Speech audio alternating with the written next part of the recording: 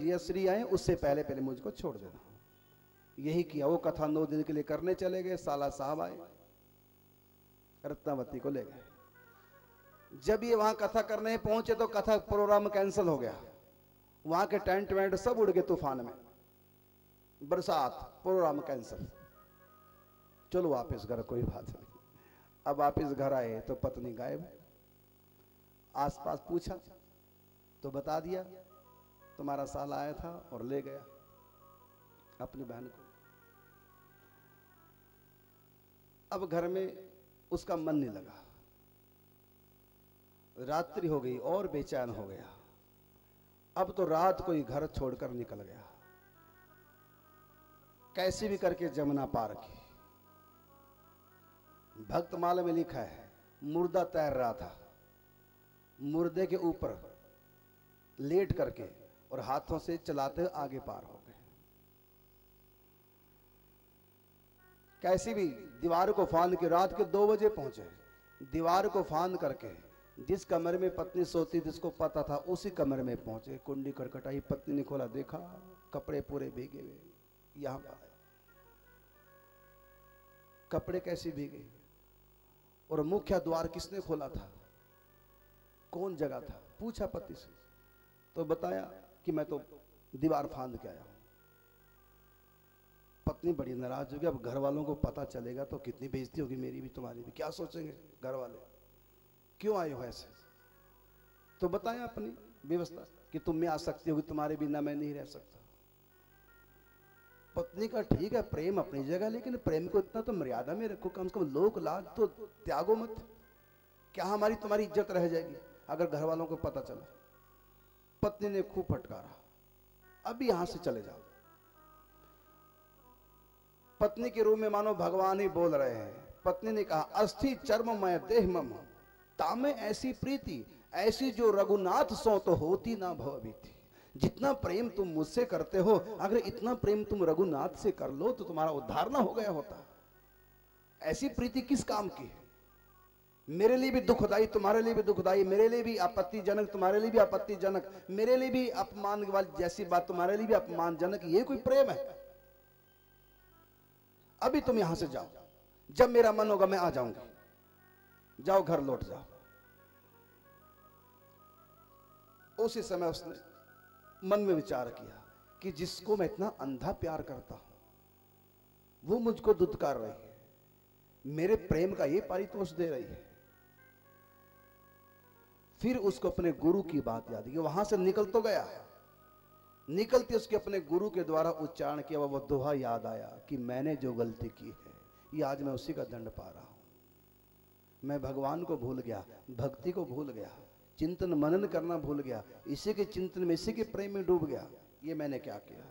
तब उसको वो गुरु का दोहा याद आया, नरहरि कंचन कामिनी इनसे रहिए दूर, जो चाहे कल्याण निज राम दरस भरपूर। अंतरात्मा ने जकोर दिया उसके शब्दों को, मानो गुरु ही साक्षात पत्नी के मुख में बैठ के बोल रहे हैं। और पत्नी के मुख से निकले घर लौट जाओ वापिस। घर तो फिर मेरा वही है, मेरे मालिक का घर, मेरे प्रभु का घर। गुरु ने जो शिक्षा दी, घर तो हमारा सच्चा वही है। और पत्नी कहती घर लौट जाओ अभी। तो मुझको अभी अपने घर लौटने की तैयारी करनी, भजन में लगना है। अब मैं इस भौतिक घर में नहीं जाऊंगा, इस मायावी घर में नहीं जाऊंगा। अब मैं राजापुर ग्राम नहीं जाऊंगा, अब तो मैं जा रहा हूं यहां से। जब चलने लगा तो पत्नी ने रोका, माफी मांगी, गलती होगी मैंने डांट दिया। उसने कहा नहीं, तुमने गलती नहीं की, गलती तो मुझसे हुई।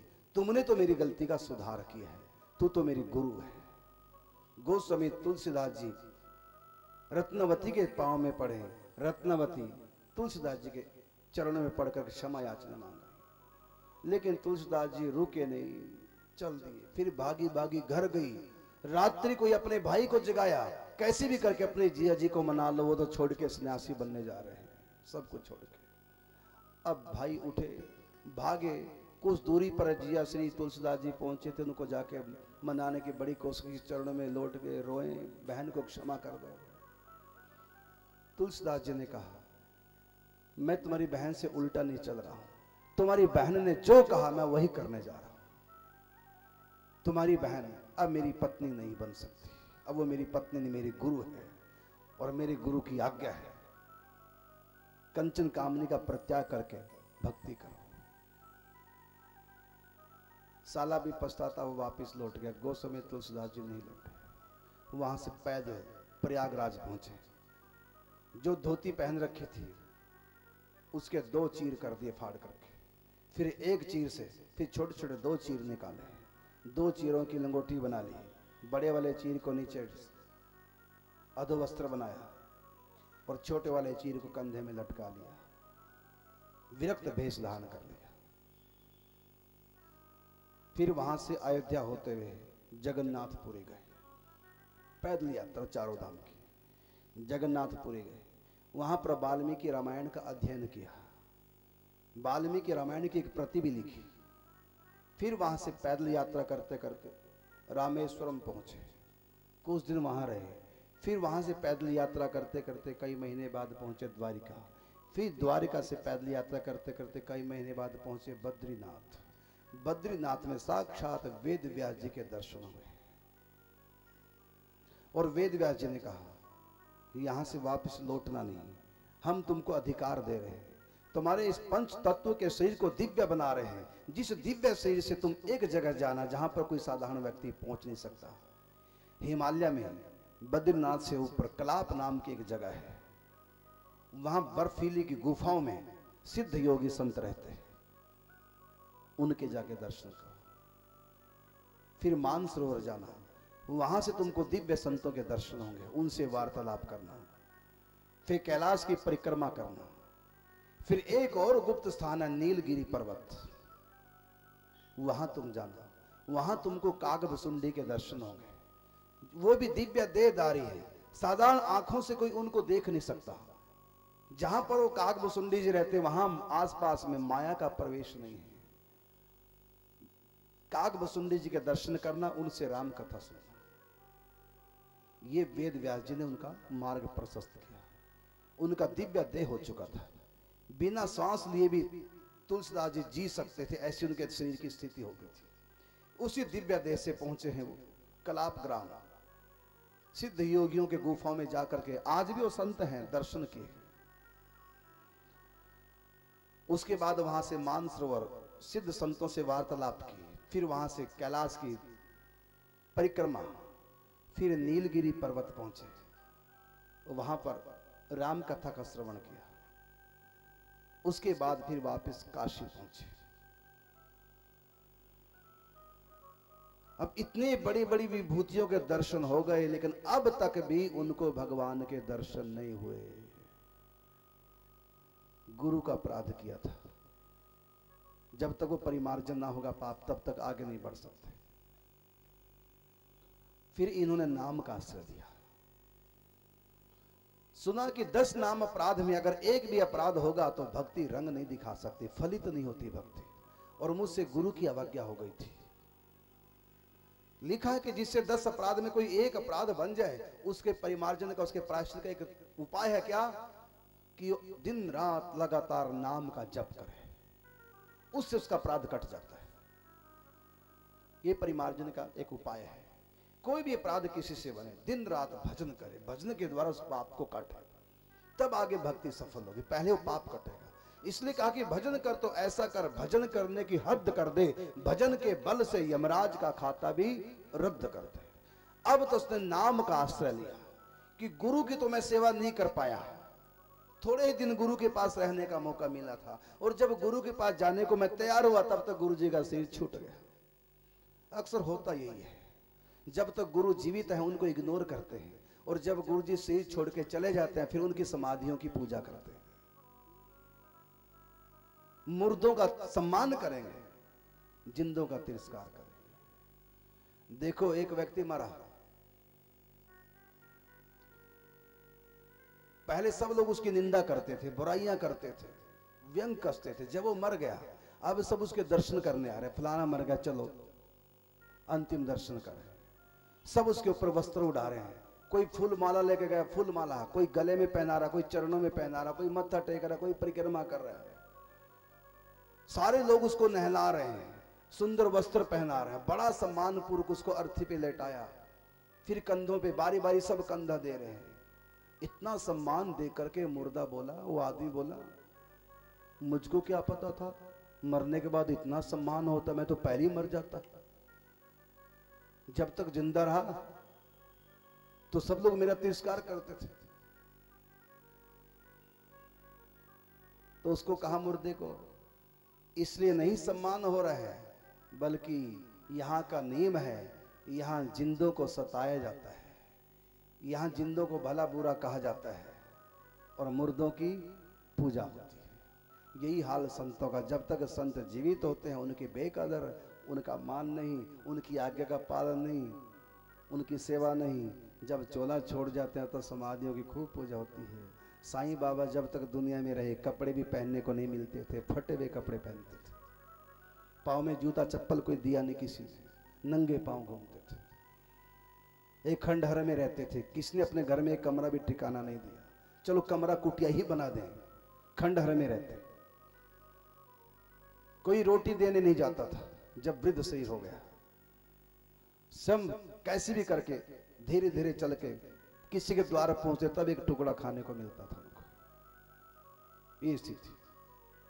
बाद में तो इतने वृद्ध हो गए कि उनके पास रोटी बची, एक बार मांग ली, रात के समय शाम के समय जा नहीं सकेंगे, चलो एक बार ही मांग ली सब रोटी, रात को इसी को खा लेंगे पानी में भिगो के।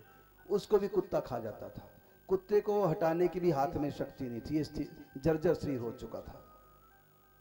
तो उस समय कपड़े रोटी के लिए भी मोहताज थे साईं बाबा। और अब जब शरीर छोड़ दिया, आज लोग उनको हीरों के सोने के मुकुट पहनाते। वाह रे वाह हिंदुस्तान। जब जीवित थे रोटी के लिए भी मोहताज थे, और अब उनके ऊपर सीरियल बन रहे हैं। जो जो घटना उनकी जिंदगी में नहीं हुई थी वो भी बढ़ा चढ़ा करके दिखा रहे हैं। बड़े महापुरुष थे, ये थे, वो थे। क्यों? अगर ऐसे थे तो लोगों ने उस समय रोटी के लिए क्यों तरसाया था? आज तुम श्रद्धा उनकी बातें बढ़ा बढ़ा के मन गणत ऐसा ऊंचा पहुंचा रहे हो और सोने की मुकुट पहना रहे हो। जब जीवित थे उस समय कहां गए थे उनके चमत्कार? उस समय तो लोगों ने रोटी तक नहीं पूछी थी। ये जो महिमा गाई जा रही है, ये भी झूठी लोग महिमा गा रहे हैं। सीरियलों में जो दिखाया जा रहा है भी झूठा दिखाया जा रहा है। जैसे चमत्कार उनके सीरियलों में लोग झूठ मूठ में बढ़ा चढ़ा के अपनी दिखा रहे हैं सीरियल चलाने के लिए, वो सब झूठ है। ऐसे चमत्कार होते तो जैसे आज भीड़ लग रही है उनकी समाधि पे, तो उस समय भी भीड़ लग जाती उनके पास, लेकिन कोई रोटी देने वाला उस समय नहीं था। ये सब बेकार की बातें हैं। वो संत इतने गुप्त संत थे, वो कितने महान थे, उनके पास रहने वालों तक को नहीं पता था। उनके कोई चमत्कार प्रत्यक्ष में नहीं होते थे।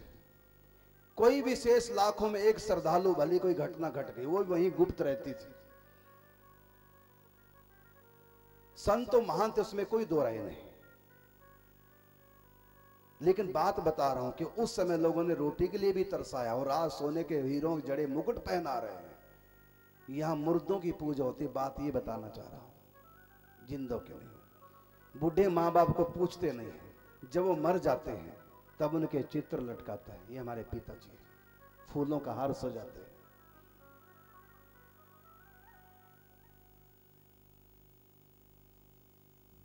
तो यही गोस्वामी तुलसीदास जी सेवा, जब जीवित गुरु जी थे तब उनकी बात नहीं मानी। गुरु जी ने कहा था कि दो बातें मान लेना, बस नाम जप करो, दो बातें मानो, तुम्हारा उद्धार। नहीं मानना। धन भी संग्रह हुआ, शादी भी करा ली, लेकिन अब उनको होश आ गई है। ये नाम जब मेरा तभी काम करके जब दो चीजों से दूर होंगे। इसलिए दो चीजें छोड़ दी सदा के लिए, दो चीजों का स्पर्श नहीं करना।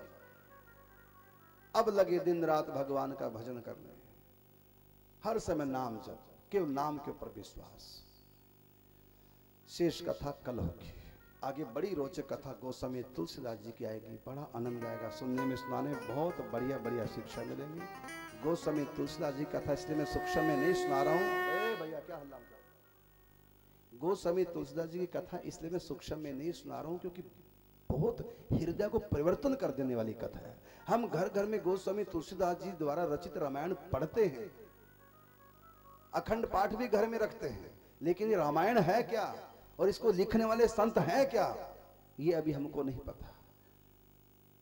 गोस्वामी तुलसीदास जी का नाम सब जानते हैं, रामायण की छुपाई हर व्यक्ति कोई ना कोई याद होती है, लेकिन रामायण क्या है, ये गोस्वामी तुलसीदास जी क्या है, कितनी महान विभूति हुए हैं, कैसे कैसे माया से टकरा टकरा के कैसे आगे बढ़े, कैसे इनको भगवत प्राप्ति हुई, किस स्थिति में इन्होंने रामायण लिखी और क्या रामायण की महिमा, कैसे कैसे भगवान ने गोस्वामी तुलसीदास जी के साथ खेल किए। एक बहुत बड़ा मार्मिक विषय है जिसको आप लोग सुनेंगे। और कल एक प्रार्थना है कि जितनी माता हैं, देखो पंडाल पीछे तक भर गया, बैठने के लिए भी माताओं की जगह नहीं, इधर ज्यादा जगह है इधर कम है, तो कल से माता इस तरह बैठेंगी क्योंकि इधर बैठने की जगह नहीं, बल्कि माताओं को पुरुषों की तरह बैठना पड़ा बीच में। ये पंडाल इधर से पूरा भर गया है, इसलिए कल माताएं आकर इधर बैठेंगे और जो पुरुष लोग हैं सज्जन वो सब इस तरह बैठेंगे, क्योंकि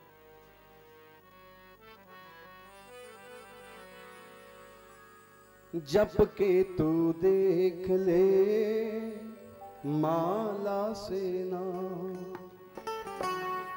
सबसे सरल उपाय भजन का, सबसे सरल उपाय भजन का, जप लो आठों याम। जप के तू देख ले माला से नाम, जप के तू देख ले माला से नाम। ओ सबसे सरल उपाय भजन का, जप लो आठों याम। जप के तू देख ले माला से नाम, जप के तू देख ले माला से नाम। ओ जप के तू देख ले माला से नाम।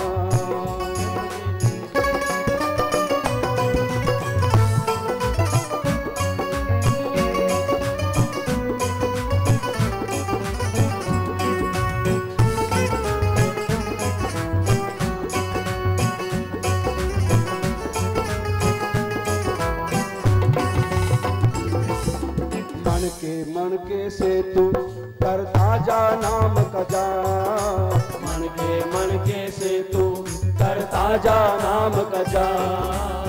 पाप कर्म से बचता चल हरि आए मिलेंगे आप। पाप कर्म से बचता चल हरि आए मिलेंगे आप। बस राम नाम जाप कर, भूल के ना पाप कर, पाप त्याग कर। अगर तू जाप करेगा, अपना सुधार स्वयं आप करेगा, तो एक दिन प्रभु से मुलाकात करेगा। बस राम नाम जाप कर और भूल के ना क्या कर, पाप कर। क्या कर? आप तक बात पहुंचती पहुंचती उल्टी बन गई। अब ध्यान से बोलना, माँ तो समझदार आप लोग हैं। राम नाम जाप कर, भूल के ना क्या कर, फिर गलती। मन के से तू करता जा नाम का जाप। मन के से तू करता जा नाम का जाप।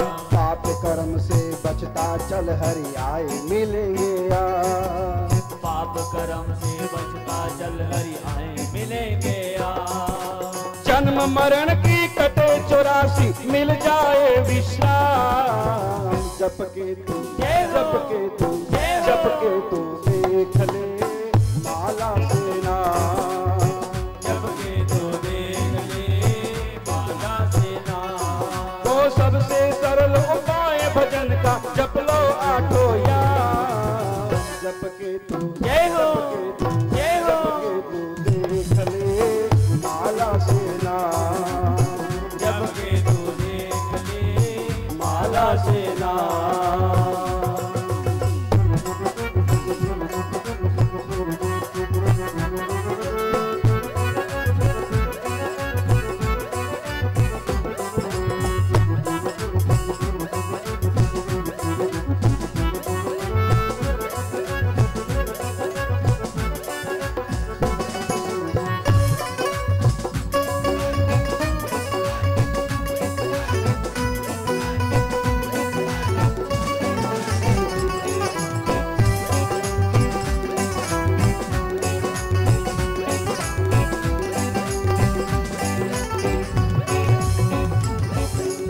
जो तू फेरे माला तो होगा माला माल। जो तू फेरे माला तो होगा माला माल। बिना भजन के हर प्राणी है अंत समय कंगाल। बिना भजन के हर प्राणी है अंत समय कंगाल। राम नाम धन साथ चलेगा होंगे पूर्ण का। जप के तू जप के तू जप के तू देख ले माला से ना। जप के तू देख ले माला से ना।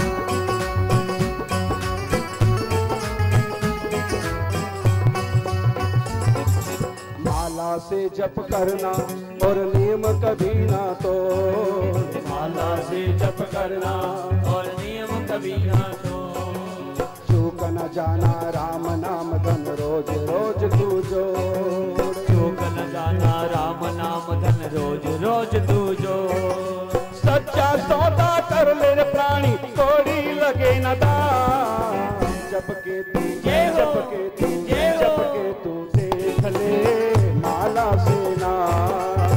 जब के तू देख ले माला से ना।